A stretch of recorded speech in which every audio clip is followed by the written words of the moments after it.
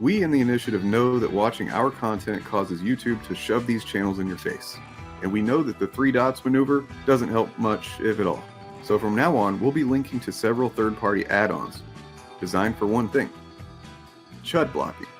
I mean, you can block whatever you want, but in this case, you can be sure that the only time you'll ever hear from these parasites of film and pop culture will be when organized chaos turns their deranged backward logic on them to highlight their hypocrisy, or when Willis Credia takes their bizarre narratives about the box office to task. There are blockers for Chrome, Firefox, and even one for Opera. Do you use Opera? Who uses Opera? They're rated pretty highly, and crucially, they're free. We're calling this Operation Chud Block, and we're calling on you to take part. Operation Chud Block is go.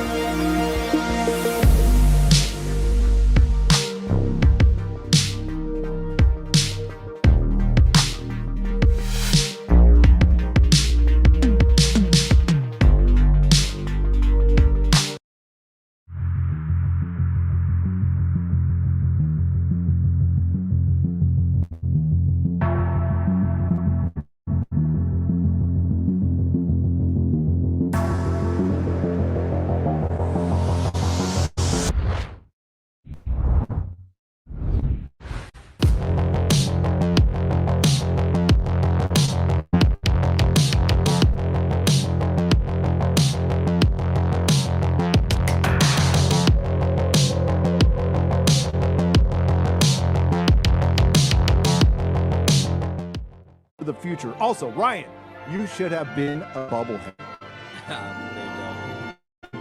No, I didn't have to go down on a sub. They don't care. Uh-oh, I waited too long to piss. It's already started.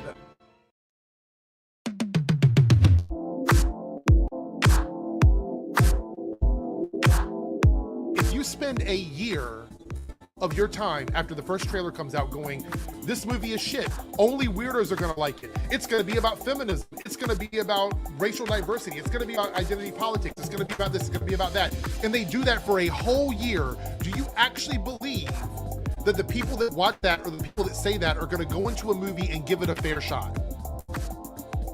And this is a genuine question.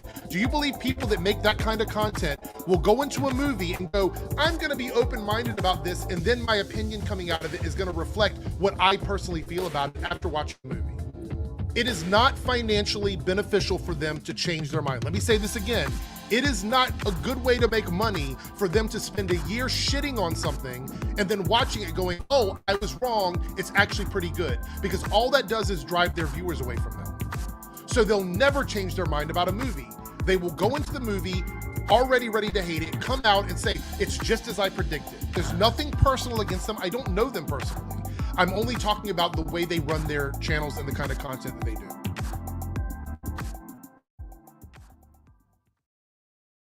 The only way that you can really stop this kind of thing is to arouse public opinion. It's very upsetting. It has a bad moral effect. Forced adversity.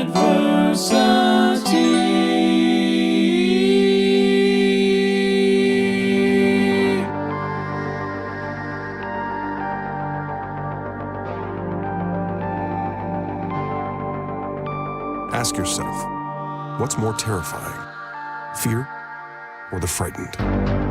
The facts of history and the aggressive impulses of an evil empire. Bad, B-A-D-D, bothered about Dungeons and Dragons.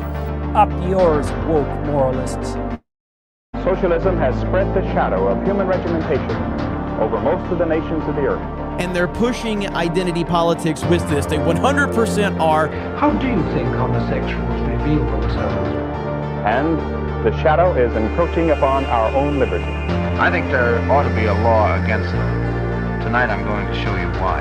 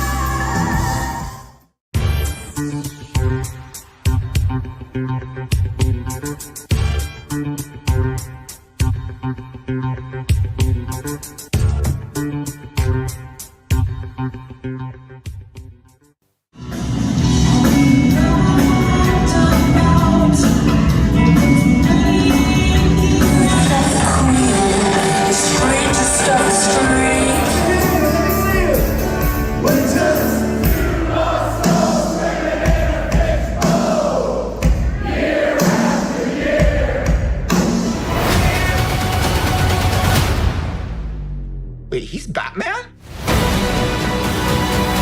You want to get nuts? Let's get nuts. Indy, your father. They have them. Dad found out more than he was looking for.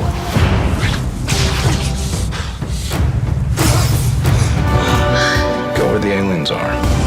Your presence is blasphemy. Let's talk about this. Find some I think that went well.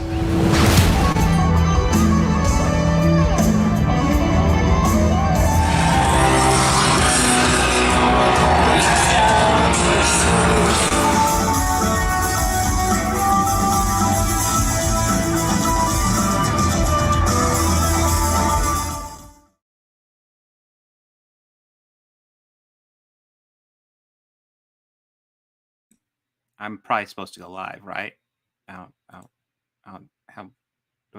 What? Guys, help me! I don't know what I'm doing. I don't. Oh my God! What you're doing either, man. Oh my God! What are we doing? Oh my God! This is madness. I saw my connection go up and down, so I suspect the intro was wobbly, but hopefully it wasn't too bad. But yeah. How's everybody doing? Good. I got Bobby and George joining me today, and we are going to be talking about some exciting. Well, actually, George will be joining us for Indiana Jones and the Last Crusade, and then we'll jump over and we'll talk about Flash, and then we'll talk about season 1 of Strange New Worlds. I know probably everybody wants to talk about season 2 of Strange New Worlds, but they don't have that many episodes out yet, and we haven't talked about season 1, so we'll talk about season 1. And we're kind of late to the party too. Yeah, I actually haven't even seen Strange New Worlds until earlier this year, so I'm a little behind. But yes, I guess George, I guess I haven't really talked to you much since our T-shirt's namesake. Do you have any afterthoughts? Well, it was a fantastic show. As you can see, Bob and I have been to the same place, which is The Cure. I think Bob did an episode a few days ago on that, so check that out. Album ranking, which, as always, our rankings generally line up pretty well together. Yeah, like there are some discrepancies, but yeah, it lined up pretty decently. And we don't plan these things at all either. I guess we just have a similar set of tastes when it comes to music. But yeah, fantastic show, despite the rain and everything that was miserable leading up to it, but they did kick ass. And it was we got a shirts. Chore to get to that show. It was a Again, I wouldn't have done that for any band. No, the Cure is pretty good. Yeah. But, now, if you had better weather and like no rain, would you still feel the same way about the show? Yeah, overall experience. Oh yeah. Okay. Yeah, it's just the experience of everything leading up to the show that was kind of crappy, but the show itself was fantastic. So what was that your first time at that venue? I think so, yeah. Yeah, I've never been there before. Yeah. It reminded me of the Tears for Fears venue, except that was better organized, I felt. Tears for Fears and Garbage, we literally just parked, walked into the venue, bought some merch, and took our seats, and then that was it. Yeah, you saw, that was at Riverbend, wasn't it? Ruoff Center. Ruoff, okay. I haven't been there before, but that sounds It was in Indiana. Okay. Yeah. But yeah, it looked a lot like that, but yeah, like I said in the thing, I think they oversold. I think essentially they had seats, and then for the lawn, they just sold. Oh, they stuffed people on the lawn. Here's a lawn seat. Absolutely. Sure. Yeah. Well, it did say it was a sold out show when we were pulling up to it. I could see that on the sign, but yeah, there were people that could not squeeze into the lawn, so they were well past any line of vision, just corners anywhere they could fit. That's a shame. Yeah. Well, we barely wedged in there, and it was funny for each. Like for the main show, we saw it, but it was wonky. And then like for the second encore, when some people, or the first encore, when some people left, we got a bit better view. We get a bit closer, and then the second encore, we got a bit closer, and that was easily our best view. At least it was for the final encore. Well, the final encore was actually all the singles too. Like there's like 4 singles in the rest of the set. Well, and what's funny, I think I was able to track down a set list from it, and I was just, oh, well, okay.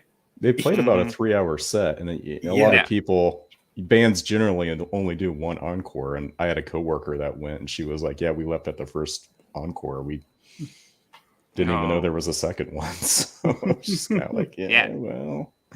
Yeah, the second encore is like 8 singles back to back. That was wild. It's like, hey, the rest of the show had like 5 singles, so here's all the other ones. So in 2023, it's like if they don't come back on the stage after 25 minutes, it's probably a safe bet to take off. But my cue is the house lights usually, like when the house lights fully come on. And you hear like the music true, like the PA. That's usually my cue. So. But I like everything George said. I agree with. It was a hassle to actually get to the show. The rain was miserable, but the actual show itself was fantastic. I thought it was great. I guess anything to add before we dive into the main event? Don't think so. All right. We're gonna go dive. I miss the transitions. This is the disadvantage to not being able to do OBS, but StreamYard's so much easier with multiple people too. But anyways, Indiana Jones and Last Crusade. We're gonna dive right into this one because George hasn't seen The Flash yet, and we aren't gonna spoil it for him. Although, we'll get to it. But we'll get to it. Yeah. So I saw this earlier today because I hadn't gotten around to it yet. And yeah, this is good. It's not as good as Raiders. It's definitely the second best Indiana Jones. Definitely not better than Raiders. Absolutely not better than Raiders. It's close for me. Like, Yeah, I'd say there's a competition to say it's close. Sure. It's pretty close. Well, I do enjoy this, but like a couple things I noted was the intro. I think the intro here is very good, but doesn't line up with the other intros. It's like I feel like overall this is like the safe movie in the Indiana Jones lineup. Like they play this super safe. It's a lot like Raiders, except for that intro, which like it's hit and miss for that intro because I actually really like seeing young Indiana Jones. But it doesn't quite fit with the other ones. Like the other ones, there's like they just throw you into some zany Indiana Jones adventure, and then this one's like a prequel story, and then they throw you into a very brief Indiana Jones adventure. Sure, it does kind of link up, but it's not the same format, but it's I think this follows a lot of the same structure as Raiders overall. So maybe they felt with a different opening that it wouldn't be samey throughout the entire movie. Yeah. True. Yeah. Just to change it up a little bit.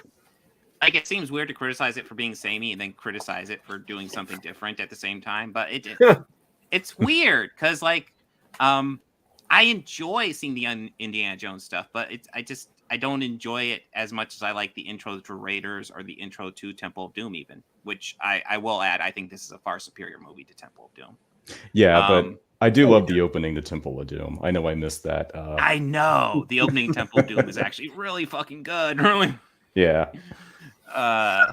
Even with Willie in it, and Willie's insufferable. She's the Jar Jar Binks of the Indiana Jones franchise. Definitely. Yeah. Definitely. Oh God, yeah.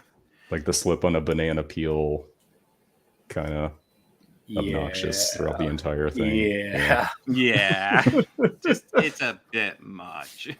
Yeah. Fortunately, we don't have any. Well, that's the funny thing. This character, the love interest, is a Nazi, and somehow she's less annoying than Willie. It's a fun twist. she was kind of like that was only revealed later. Like we didn't know she was a Nazi right away. True. I guess. Warning, guys, spoiler for a 34-year-old movie. One thing that I really love about this movie is just the dynamic between Indy and his father. That's just a great dynamic. That. Yeah. Well, I mean, George Lucas and Steven Spielberg talked about how especially George Lucas talks about how Indiana Jones is kind of meant to be like their version of James Bond. Right. So and I think that's one of the reasons. casting, one of the reasons they cast Sean Connery, because he was James Bond.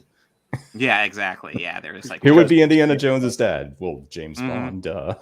Yeah, duh. I think he's only 13 years older than Harrison Ford, though. Right? Yeah, there's a very small age gap between them, which is funny. He does I believe them as father and son here. Despite that. Yeah.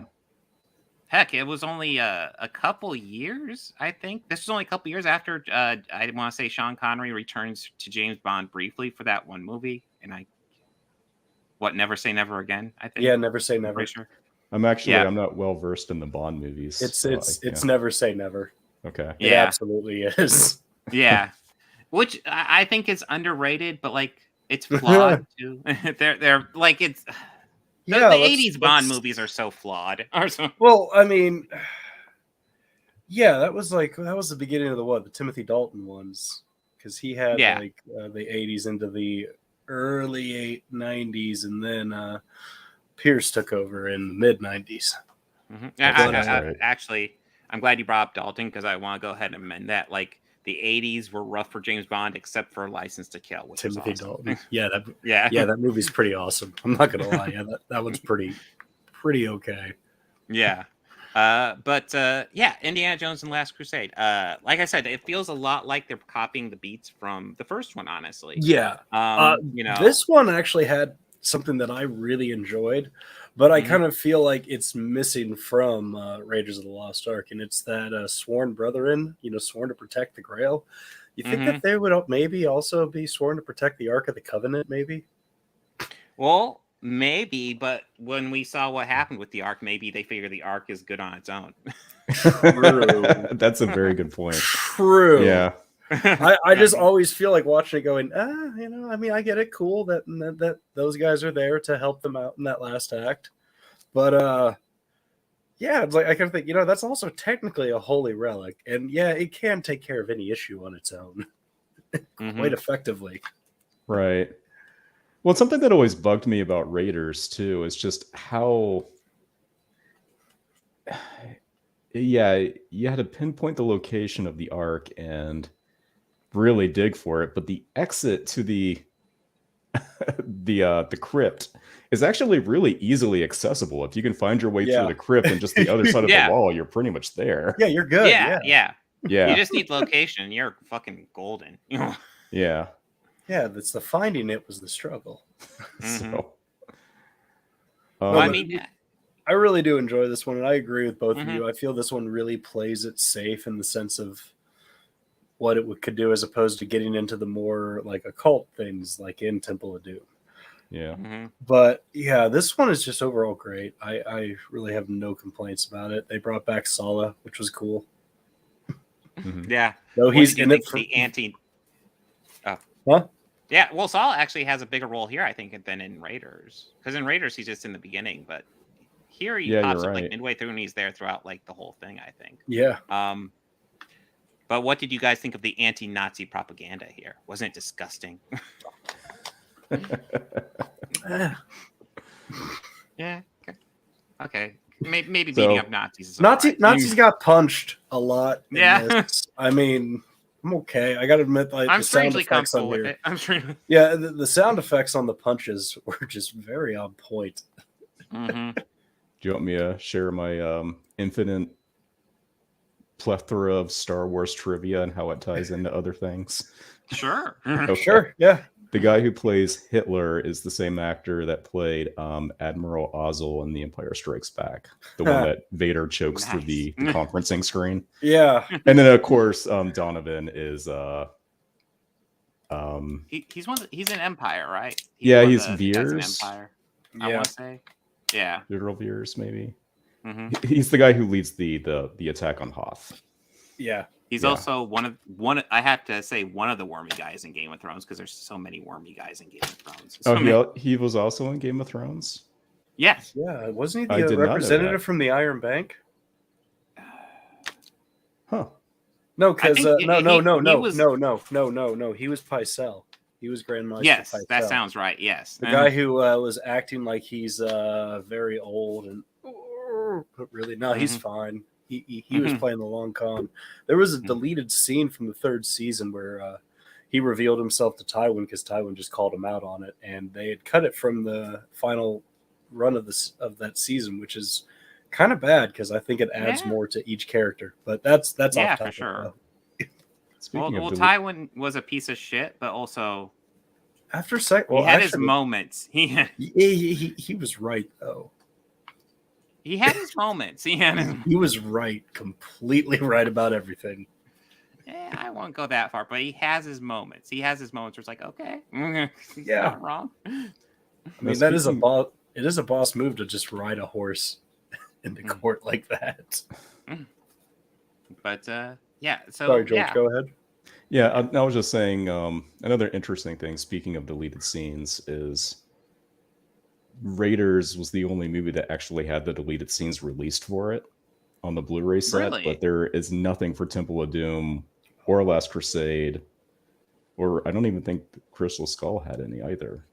Crystal Skull is actually really shocking. That's not that old. That was well into DVD territory. Yeah, and I know Spielberg doesn't really do DVD commentaries or anything like that. There's plenty of like making of things, which I'm sure there might be some outtakes buried in there, but there's no formal set of deleted scenes for any of the other movies outside of Raiders. That's actually kind of surprising.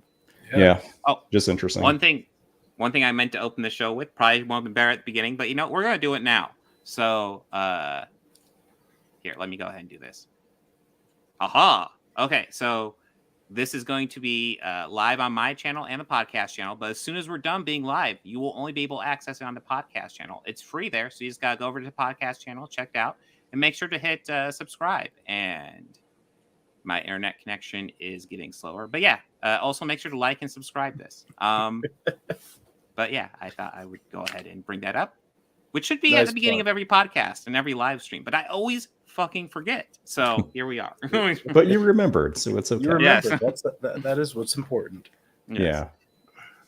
But yeah, overall this is a very good movie. Almost as good as Raiders. I will give it that.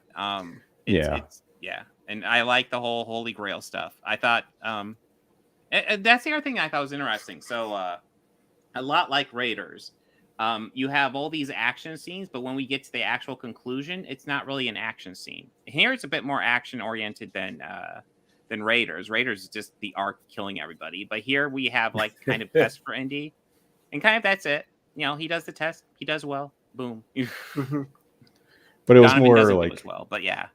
It's very touching too, because like there's the quest for the Grail too, but there's also it's just a long lesson in like how to bond with family and maturing, and it's a different dynamic when you get older and you bond differently with your parents when you were a kid. And for him, his father was always talking down to him, making sure he was on top of his studies, didn't really engage with him much, and now he has this whole adventure with them, and at the very end of the movie he acknowledges them by his preferred name, and it's yes, yeah. I'm glad you brought that up because I completely forgot him. But like that moment hit me on the rewatch. Yeah. Like like he's holding on to his son. He's like, "Give me your other hand," and he's saying, "I can almost reach it." now, and then Henry Sr. says, "Let it go." Right, and because he felt, growing up that his dad always felt that his studies were his obsession and they were more important, and he's there with the Grail and his son both in the same line of sight, and he chooses his son and says, "It's okay, just let it go." Well, what's great about that moment is that he doesn't even hesitate. He just tells him, "Just let it go." Yeah, I don't care. Let it go. He is the most important thing to him is his son. Yeah. It's like when push comes to shove, it's no question. It's Indiana over the Grail, and that moment really hit me on this feeling because like they don't really like. I guess they kind of do, but like they don't really point out the fact that like for Henry Sr., it kind of feels like a big deal because he spent his whole life on that Grail, the whole life, and like in that moment he doesn't give a shit. But that was the point. It it was more symbolic. It was a journey of enlightenment. It's the importance of family and it's actually a great moment. I'm glad you brought that up because that was something I saw in the rewatch. I was like, that was his whole life. His Indiana always said like he cares about that more than me, and no, he doesn't. And I thought that was great. Yeah. Anything you guys want to add before we go into Flash? No. Nope. All right, you gonna stay for spoilers of Flash, George, or no? I'm gonna hop off because I am lined up to see the Flash here in the next week or so. So I'm looking forward to it. So all right, ask me again on the next podcast, and I'll give you a 3-minute thoughts. All right, so that sounds good. All right, so we'll talk to you later, George. Take care, bud. Cool. We'll see you. Okay. So the Flash. This was a movie that was filmed and released in theaters. Yes, or as I've been calling it, I think we've covered it. I think we've. Yeah, or as I've been calling it, 3 Bats, 2 Flash, and a Supergirl. Yeah. So they kind of did the Flashpoint story to a certain extent. Kinda. They jumbled some things around. I guess I'll go ahead and say one thing. Cancel me if you want. I thought the Flashpoint Paradox movie was better than this. Oh, absolutely, it was. Absolutely, it was. Like, if you look at my letterbox, you'll see. No, go on. Yeah, I was just going to say, if you look at my letterbox, I gave it a 3-star review. In my opinion, 3-star means I wouldn't go to theater to see it. If you see it on streaming, it's fine. Yeah. But I don't recommend this for theaters. I don't. Yeah. What were you going to say, Bobby? There are some good things to say about this movie. Yes. There are some good things. I'm getting to that. Yeah. There's stuff to be said there. To that. There's actually a great bit from my experience about that, so I'm going to get into that. There's some good things to be said about this, though. I mean, I feel structurally it's kind of a better showing from DC than in the past. Like they actually tried to tell a cohesive story here. I just don't think the writers knew much about multiverse and DC world. I think there's one elephant in the room that we need to discuss about this before we kind of start talking about our thoughts of plot and all that. There is some horrendous CGI in this. Yeah, the baby in the microwave scene, which that I kind of... Yeah, there was... This CGI was just... It was rough.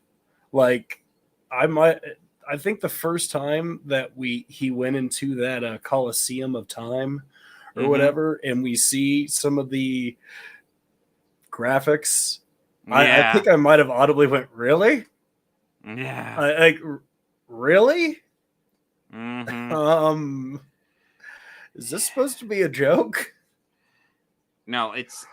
So listen, like, the first time you really notice it, like, there's some spottiness, but, like, when you really notice it, it's like he's doing this Gotham cleanup, and Batman tore up this stuff. So Flash is running around cleaning up the mess of Batman, and a whole bunch of babies fall out of a hospital. He has to save them all, and it looks like cartoon babies. Like we're a step away from like Baby Herman from Roger Rabbit. No, like do you remember that dancing baby in the early days of the internet? Yeah. What? Ally McBeal. Yeah. Yeah. Fuck. It kind of looked like that. Yes, it did. And I was like, and here's the deal. I was actually even willing to give it a pass for how bad those babies look. So yeah. We're dealing with babies falling out of a building. Maybe we don't want them to look too realistic. Yeah, I could understand that. So Okay. I kind of just, all right, cool. I'm just gonna let that one slide because I thought the same thing. Like, well, you really don't want that looking too realistic. So, and they're always hard to animate, I guess. So, yeah. But then we get to like the Coliseum, and we get to pretty much all the other CGI in the movie, and it is of the exact same quality. And I'm like, oh god, this is really bad. You know how like I brought up before, and I don't think I've said it on stream, so I'll go ahead and say it on stream right now. Thor: Love and Thunder can be used as a positive example on CGI usage over this easily. Yeah. It's not even close. And those goats were more convincing than the CGI in the Flash. Not even close. Yeah. All the wonkiness in that movie, all the issues I had with the effects in that movie. Yeah. Nothing compares to this. This, I'm not going to lie. This feels like they had a movie mostly done and they just said, fuck it, we're rebooting anyway, just release it. Yeah. That's really what this feels like. That CGI on Batman early in the movie too, or on Ben Affleck's Batman, that was bad. Like that was just like early PS4 or early Xbox graphics. Like yeah, bad. Yeah, it's so bad. And I mean there are some good points how they did take some liberties with like the Flashpoint paradox story. Yes, or as from what I understand it to be, which they I take understand liberties. It to be the I will DC say story or the DC more or animated less. movies. It's kind of faithful, but yeah, they do take some liberties. It's I would never call it 1-to-1, and they never should be 1-to-1. I think the most obvious thing is like the whole Man of Steel event is used to replace the war between Aquaman and Wonder Woman as the end of world event in this universe. Yeah. Which is interesting. Another thing that's interesting because, okay, spoilers. Wonder Woman and Aquaman are both in this fucking movie. They both cameo in it briefly. Yeah. Yeah. So it's like they could have actually done that, but they didn't. No. So I guess, I mean, the Superman stuff and the Man of Steel stuff, I guess it's fine, but like, I don't feel like they really do enough with it for it to really work great. No. In fact, I would say one of my complaints, like going past this, the horrendous CGI, my other big complaint about this is that everything in this universe feels kind of weightless when we're in this other universe. Like it feels like it doesn't matter. And it feels like when we meet Michael Keaton Batman. By the way, that was one of the strengths, seeing Michael Keaton Batman back. I loved seeing him back. He does a great job. In fact, I'd say all the actors do a great job. I don't think anybody does a bad job here. So, but we see Michael Keaton Batman back, and he explains the timelines to Flash, and he explains, listen, you don't actually change time when you go back in time. When you do stuff like that, you're just going to another timeline. I was like, okay, so we're adding some weight to the fact that this is another timeline, this is a whole nother universe. It's still important, Okay, cool. And then at the end of the movie, they just flush that all away anyway. So, yeah, we're not even going to be consistent with that rule. No. Now, I think the one thing I did want to talk about, you brought up Michael Keaton. That was really, really awesome to see. They kind of still kept the Kryptonian imprisoned, that was still similar, but instead it was Kara, his niece, which I liked that. That was cool. Yeah. I wish that we could have a movie about her.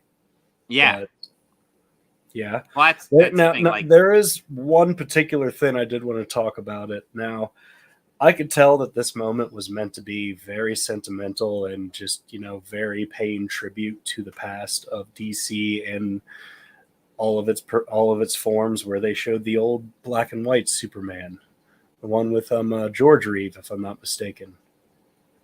I think that's right. Yes. Yeah, it is. Okay. Yes. And I wasn't ready. Yeah, and then they had the one with Christopher Reeve in the Supergirl movies from the 70s, which I saw this. I knew by the silhouette before the review. I knew, I'm like, oh, well, that's Christopher Reeve. I recognize that head anywhere. And then the reveal came of it, and it was just, ooh. Yeah. Wolf. Like when and it's then slowly they showed, it's slowly coming into focus and you're thinking it's okay, and then when you get it fully in focus, it's like, ooh. Oh, I was like, oh, Wolf. Oh, God. Oh, I mean, I was audibly reacting at this point. This movie was, Then it showed an outline of another superhero, another Superman. And I mean, it was dark and brooding, and I saw like a hairline on a cape, and I knew instantly. And I saw him flying up, fighting the fucking giant spider. I knew then. I mean, when the spider came, I was no fucking way. Yeah. And then that reveal came, and then everyone in the theater went, "Oh, okay." Nobody really got it, and I think I might have been the only one to catch that reference. Well, I mean, they made such a big deal. I think Superman Lives, and like the big deal was like he fights a robot spider, and we get that. But again, it will look better if the CGI was finished. Because as it is, it feels so half-assed. It looked like a cutscene. It looked like a PS2 cutscene. And I want to stress, the director, who is a very talented director, he's done very good stuff. But he's come out and said the reason the CGI looks the way it is because we're supposed to be seeing things from Flash's point of view. I really dislike that he did that. Because obviously he's trying to help protect the studio and be like, hey, this is, come up with an excuse for why this movie is clearly incomplete. It was a choice. It was a choice. Yeah. And I mean, if that's what it is, okay. But I think it would have been much more based of him to come out and say, hey, the issue with this is that CGI animators aren't unionized and they need to start getting paid properly for their work. And they're overworked. And they're overworked. Yep. I think that would have been much better. Yeah, I mean, I'm not. Yeah, he's supposed to work under James Gunn's DC, so I'm sure he wants to get more work. He is a very good director, so I want to see what he does next for DC. But this, like I said, this is incomplete. We have enough for a movie, and I felt like they went, okay, we're rebooting anyway, push this out. And it feels like a special waste because, like, that Batgirl movie just got canned. That just got completely fucking shit canned. And then they were talking about, well, this one is so goddamn good, we have to release it, guys. It's so good. And then we get it, and it's like, listen, this isn't the worst movie ever, but really, fucking no, this is not like so goddamn good. Was Batgirl that bad? Was Batgirl that bad? I refuse to believe Batgirl was remotely that bad. No, I completely agree with you. I refuse to believe that's the case at all. But yeah, like.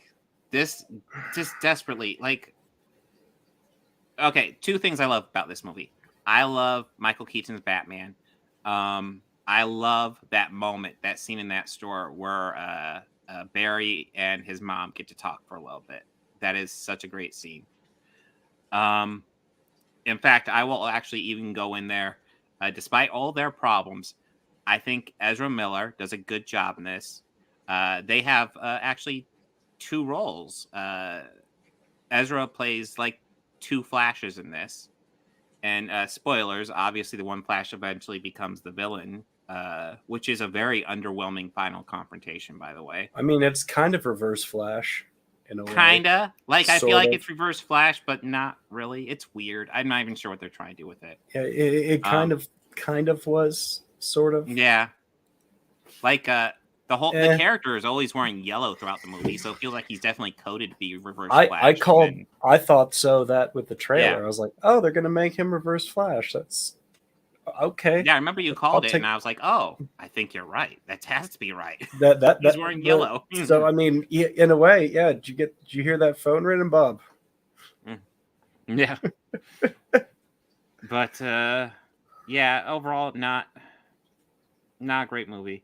What did you think of the Eric Stoltz Back to the Future reference? It was funny the first time, and I know. after the repeated times, I'm thinking, wow, are they going to show us some like more like footage of him as, you know, I Marty know, McFly, like they kept and on pay doing it. this It's like, joke off? are we gonna No. like dig up some footage? Because if we're not gonna dig up some footage, this joke seriously needs to end. No, we're Like, not. Oh, so this joke's dead on arrival. Okay. Yeah, and I think like the first time won't have been good, and then maybe like do it a couple more times with other things, not just constantly Eric Stoltz stars in Back to the Future. But that was it. That was the only one they had, and that not great. But yeah, so I gave it the score in my Letterboxd. I would wait for streaming to watch this. I would not go out of your way to see it. It's not terrible, but man, it's got problems. It is not worth the theater visit. I would actually recommend watching Guardians 3 again or Across the Spider-Verse again.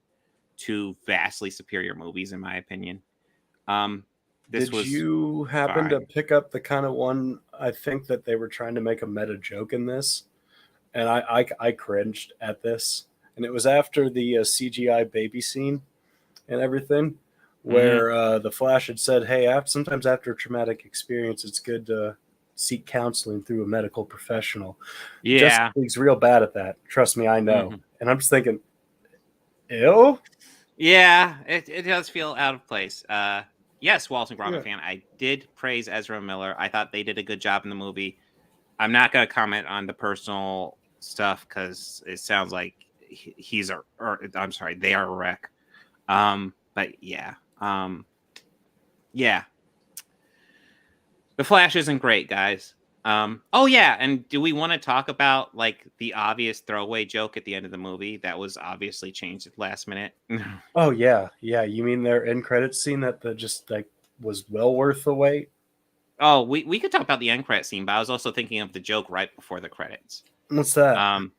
Well, he's getting the call from Batman, and there's always this there's this wonder of who it's gonna be, and I'm certain it was originally filmed to be Michael Keaton because they talked about how Michael Keaton was going to be the DCEU Batman after this movie. But since it's all getting rebooted, it sounds like they got a last minute cameo. So the DCEU Batman is now George Clooney, guys. Well, DCEU, yeah. That part I'll say was spoiled for me. Oh, really? A radio station. Radio station. They just said, yeah, even Clooney's in it too. And I'm just, dude, like I'm going to see it tonight, really. But when you heard like Bruce, like, don't worry, I'm pulling around now. I was like, that wasn't Ben Affleck. Like that wasn't Ben. Yeah, Affleck. the voice sounded off. I was like, who is that? Yeah, I was assuming Ben Affleck or Michael Keaton, and yeah. Also, one thing I wanted to mention, I was very impressed with Ben's performance just as Bruce in this. Yeah, he gets a couple moments at the beginning where he's decent. Yeah, he's telling Barry, "Hey, Barry's like, I could go back in time and save your parents," and he's like, "I don't know if I'd want that because it would just change everything." I will say I thought George Clooney was okay as Bruce, but agreed. I think he could do a good job, but like, no, not in that. He could be a better Bruce Wayne. I mean. You say, like, I don't think George Clooney is a bad actor, but when you call him the worst Batman, and I look at the other Batman actors, I'm like, yeah, I can't think of anybody who's done it worse. He's the worst Batman, absolutely. Mm-hmm. I mean, there's a lot of people I've heard a lot of people criticize, like, Christian Bale's Bat voice. Yeah, you can criticize his Bat voice, but, he does a decent job overall in the role, honestly. Yeah. Looking past the voice. There are some bad lines. Didn't even try. He does have some bad lines as Batman in those movies. Yeah. I'm just gonna say that right off the bat. Mm-hmm. But yeah, it's great seeing Michael Keaton back. Ben Affleck does a solid job as Batman. You get cameos by Wonder Woman and Aquaman. Did you want to talk about the post-credit scene? Yeah, the him and Aquaman going out and getting It drunk. brought the whole movie together. Without that post-credit scene, the movie makes no sense, by the way. Yeah. Sure, because I didn't even know why. It's like, okay, so he's just drinking with Arthur, and yeah, there's like no point to that scene. I guess to establish that he is in Jason a different Momoa universe. is still Aquaman. Yeah, he's And in that- a different universe, but like, yeah, they're obviously just like this movie feels like they're just flushing this universe away.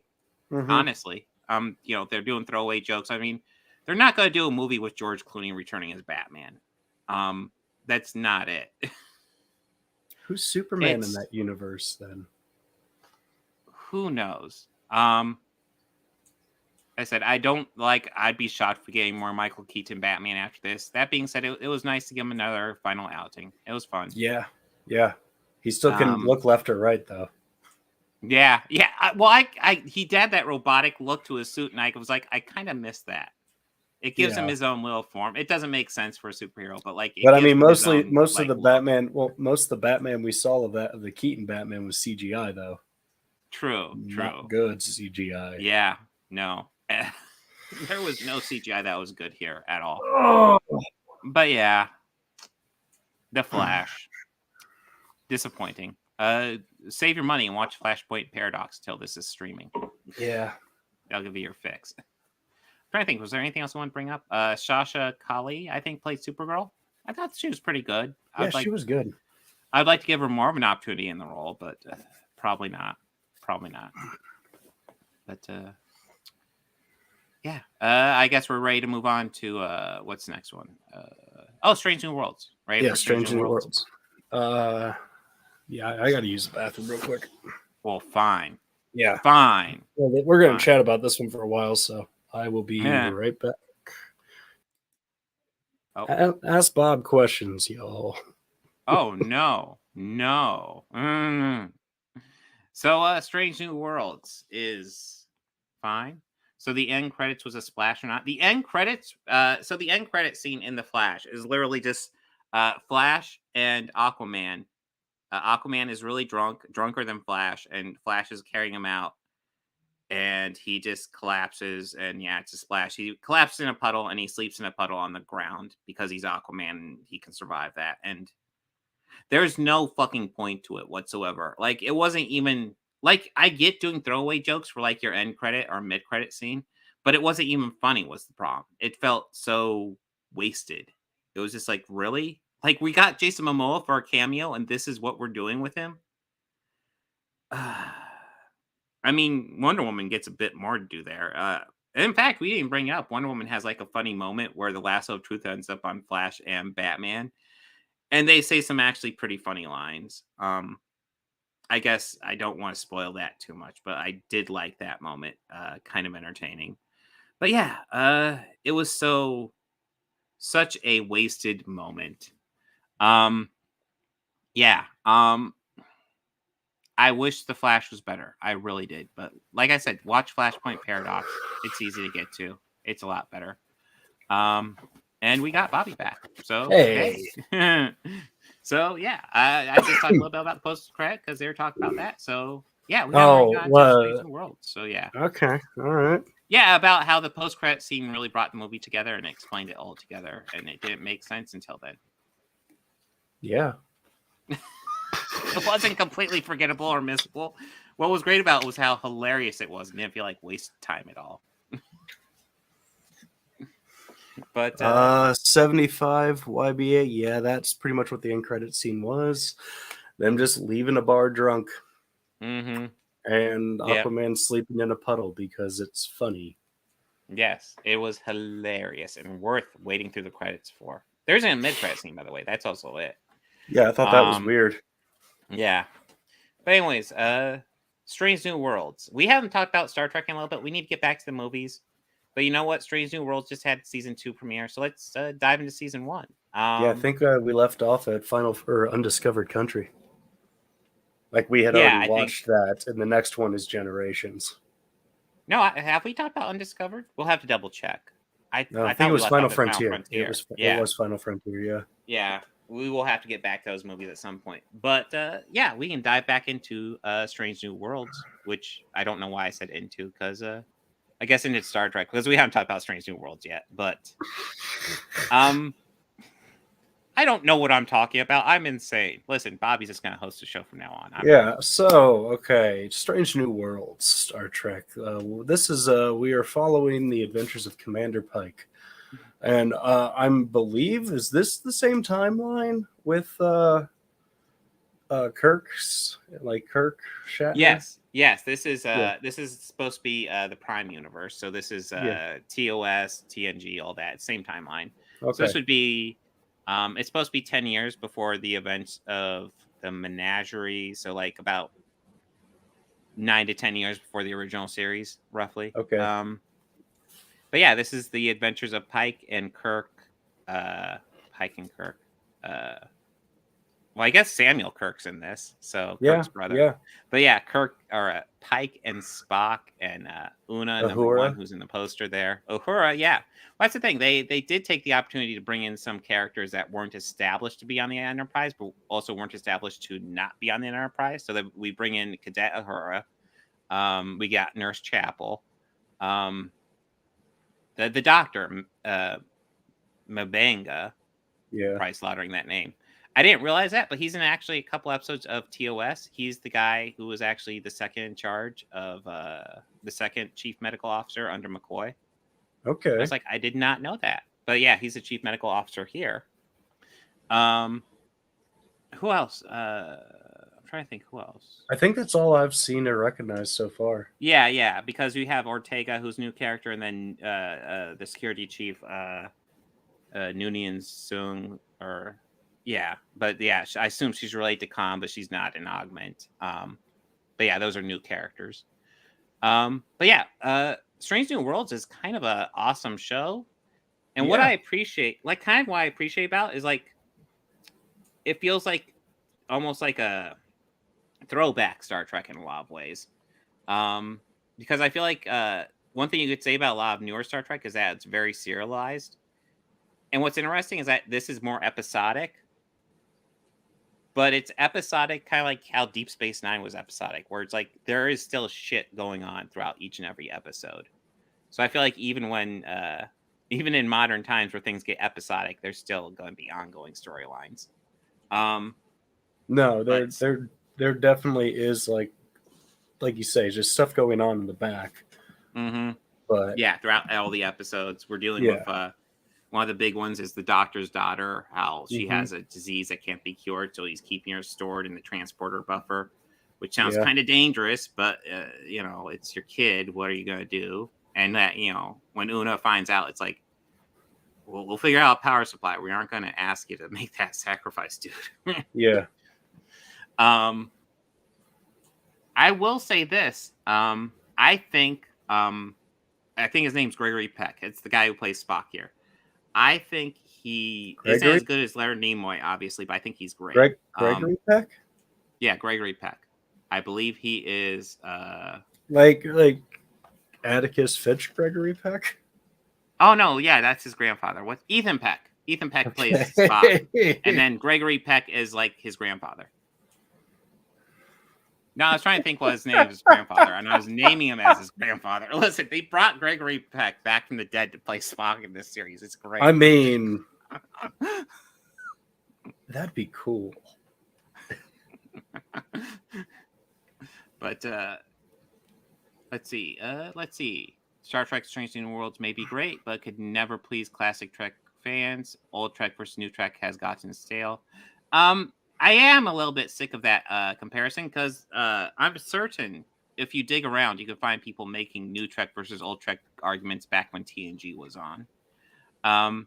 We just, in my opinion, we got a new generation of Star Trek series, and what I've seen so far, season 1 of Discovery was kind of rough. But outside that, it's been pretty good on New Trek front. I will give it. I've kind of enjoyed it. I think Strange New Worlds. Oh, go ahead, Bobby. No, I'm saying I just agree with you about Discovery. It being a little rough. Yeah, start out with, yeah. But I feel like it kind of took some time to find its footing. And then, yeah, Strange New Worlds, I think, kind of just struck it off immediately. So did Lower Decks, actually. We'll probably get to that when there's a new season. But yeah, I like how this is like throwback Star Trek. It's like episodic storytelling. We're getting introduced to these new characters, some of which we've seen before, but like we haven't seen as much of them.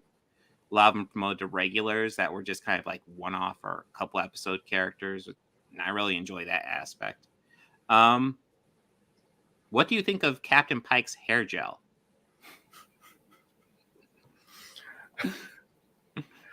I noticed that he can clean up quickly. Like next scene, clean shaven. I know. I think his hair is funny. Like I think the actor does a great job in the role. Oh yeah, he's great in the role, but he should have kept the beard. The hair gel is a bit much though. It's like he wakes up every morning, hair stands straight up like 6 inches off his head. It's like it's a choice. That's a choice, man. Yeah. I guess I could do that too. Hey. I could too. Yeah. But yeah, like I said, I think he does a great job. I am brain farting on his name though. It's not Gregory Peck. Listen, every actor in this series is called Gregory Peck from now on. I know the name though. That's gonna drive me nuts because he was also in Doctor Strange and he was in Inhumans. Anson Mount. Yes, Anson Mount. Thank God he found work after that Inhumans series because that looked awful. And this is solid, and he does a great job. This is actually a follow-up to Discovery. I'm jumping around on this, by the way. But yeah, this is a spinoff, the direct spinoff of Discovery because he played the captain of Discovery in season 2. And this is kind of the follow-up to that, which season 2 of Discovery is decent, by the way, if you haven't seen it. But yeah, I guess I don't have tons to say on this other than I think it's really good. I'm kind of interested to see where they go with a lot of this stuff. I feel like so far in this series, the Gorn have been set up to be like the main villain of this series, which please no Borg. Yeah, I kind of got that vibe too, a little bit. I'm trying to think. I'm actually trying to look it up. The medical officer. Oh, Mabanga? Yeah, the alien. Oh, the so alien? far, yeah, the one with the antlers. Oh, I can never think the of engineer. Yeah, the engineer. Yeah. So far, he's my favorite out of the cast. Oh yeah, he's awesome. So yeah, I'm glad you brought him up because I do love him. He's essentially this blind engineer who is really good at pretty much his job. Like he's ridiculous. But yeah, he's got like a very like assertive like attitude, but like Bruce Horrick is a character. Yeah, it doesn't feel undeserved. Like his attitude really like he's kind of on point with almost everything he says. But yeah, overall I think this is a very good series. I would like to see I'm really interested to get into season 2 when we get to that point. Oh, he actually is blind. Is the actor blind? Yeah. I did not know that. Wow. That is actually pretty cool. But I'm trying to think. I can't think of anything else I want to add. I think we'll probably have more to say when we actually wrap up the whole season. Is there anything you want to add, Bobby? No, so far I'm really enjoying this. I'm getting a lot of just different elements from like the different series of Star Trek. Like there's some episodes to me that feel like a OTS one, just in like structure. There's others that feel like a next gen one. But I'm enjoying the stories that they're telling. Yeah, no, it's a solid show. Oh yeah, and the other thing I want to bring up is how like there's always been that story that Gene Roddenberry wanted the original series to be half woman and half men, and they won't give it to him, so he just made one woman but made it a black woman. Yeah. But this series actually feels like that's pretty much what they did. It's like half woman, half men in this series, which cool. And yeah, Uhura gets to still be there, which is awesome. But yeah, good show. Like I said, we'll probably have more in a couple weeks when we get to the second half of season 1. we can kind of wrap it up a bit more. Yeah. But yeah. Let's see. Is there anything left, or? I think we've covered the show. Yeah. Okay. Let's see. Well, what do we have going on next week? What do we have going on next week? I don't know. I know we'll be doing Kingdom of the Crystal Skull. Oh joy! I know. The best one, guys. Starring my favorite actress. Okay, we got Kingdom of the Crystal Skull. We got the new Transformers movie. Oh, Beast Wars. We're going to cover Beast Wars next week, guys. Yeah. Well, actually, did you know that that is from the director of Creed 2? So I'm very intrigued to see that one. And then we're going to get back to the Mission Impossible series with Ghost Protocol. Yeah. So, yeah, we got some cool stuff going on next week. But yeah, I can't think of anything else to add. So, everyone, have a good one. Like and subscribe. And if at any point you had to leave this stream and you're on my channel, just go over to the podcast channel. Give it a like and a subscribe. Because this is going to get paid well in just a couple minutes. But, yeah. Yeah. Oh, yeah. And look up Hellkit. Is it 12? Hellkit 10. Hellkit 10 on Twitch. Yes. Give her a follow. But yeah, follow the Our Initiative channels. You know, all the things. Do the YouTube do the things, please. Do the algorithm things. Do that. Things that help. And then, yeah, we will be back next week. Okay, so the Garrick podcast, I am actually doing a lot of research into it, but we're going to have fun with that. We still have a planning meeting to do, but I actually plan on dedicating a whole solo podcast to the story of Garrick. So if you would like to learn about Garrick, yeah, if you'd like to learn about Garrick, I will be announcing that once we have the meeting and get all of next week planned out. Yeah, next week will be a fundraiser for a Trevor Project, and we're going to link all our streams together. Okay. So that should be fun. So yeah, stay tuned for that one. But yeah, have a good one. All righty.